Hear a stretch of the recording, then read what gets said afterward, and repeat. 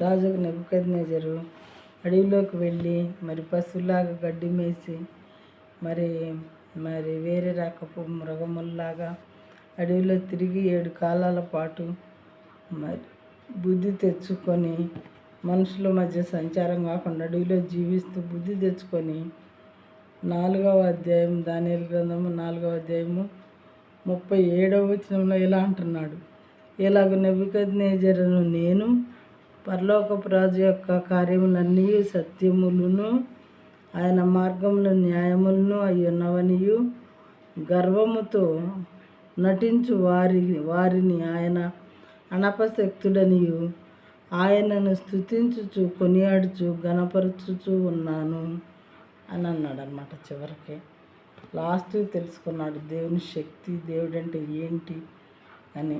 ముందేమో నేను రాజు, నాకు తిరుగులేదు నా పవర్కి అని అనుకున్నాడు.